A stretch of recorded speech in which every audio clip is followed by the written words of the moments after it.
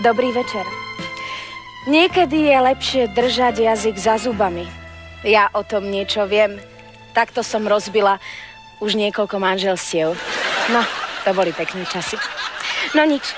A takto mal konať aj náš dnešný hosť.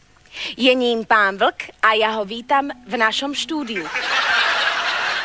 Dobrý deň, pán Imro. Dobrý deň, Katka.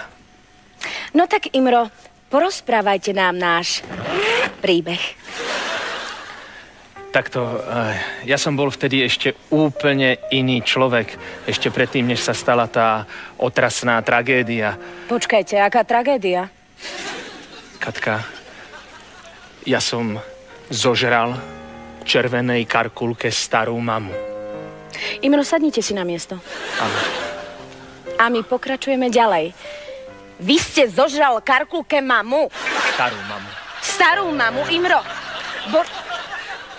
A počkajte, ja si spomínam, veď tento príbeh bol aj dosť medializovaný, že? No, niekto vie, ako pracovať s médiami, že? No nič, pokračujte ďalej, Imro. Katka, ako hovorím, ja som bol vtedy úplne iný človek. Ja som konal intuitívne, inštinktívne, taký Pavlovov reflex to bol. Mne to potvrdil aj môj psychoanalytik, psychiater a veterinár, že ja som v podstate inak ani nemohol konať. Viete, to bol normálny reflex. Jasne, Imro, veľmi dojímavý príbeh. Takže vy vlastne vôbec nebanujete, že ste zožral karkulke mamu?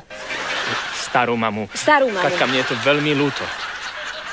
Ja sa chcem ospravedlniť. Pozrite sa, Imro. Viete vy vôbec, čo je to cit? Viete vy vôbec, čo je to citová väzba? Myslíte si, že karkulka príjme pozvanie od tvora, ktorý nemá citové väzby? Myslíte si to? Skúsme len tak, akože otestujme sa trošička, hej? Máte doma nejaké zvieratka? Máte doma andulku, kanárika, hej? Už vám niekedy zomrelo morča? Ja som nikdy žiadne morča nemal. A myslíte si, že červená karkulka príjme pozvanie od človeka, ktorému zdochlo morča? Wow, teraz wow. No. A my sa teraz pozrieme na to, či červená karkulka prijala pozvanie.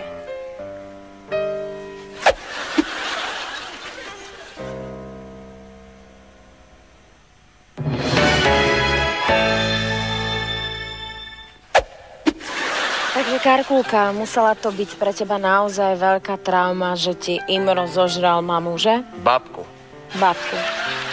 To by som ani nepovedala. Pozrite sa, že koho by to bavilo každý deň behať po lese, jak taká koza a nosiť pažravej babke furt plné košíky zákuskov a koláčov a onej huspeniny. No to, v tom by nebol problém. Takže tebe nevadí, že Imro zožral tvoju mamu? Babku. Moment. To mi trošku vadí. Samozrejme, že takto. Mne by nevadilo, že ju zožral, ale že kedy ju zožral, to mi vadí. Prečo? No pozri sa, ja som mala s babkou takú dohodu, že dom, aj pozemok, proste všetko prepíše na mňa. Tak my sme mali všetky papiere pripravené, my už sme mali termín u notára a zrazu tam trhne ten idiot a zožere ju. No a ja sa teraz jak krava vláčim po súdoch, stojí ma to prachy, čas a dedičstvo v nedohľadne. No, to je veľmi dojímavý príbeh. No? Takže chceš, aby sa stena odhrnula? Ne.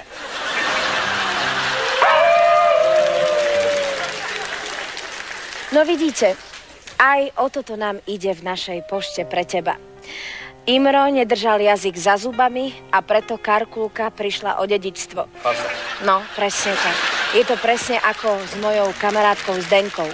Vydala sa, našla si milenca, s tým asi čaká dieťa a manžel o tom nevie. No nič, píšte nám, oplatí sa to. Uvidíme sa na budúce.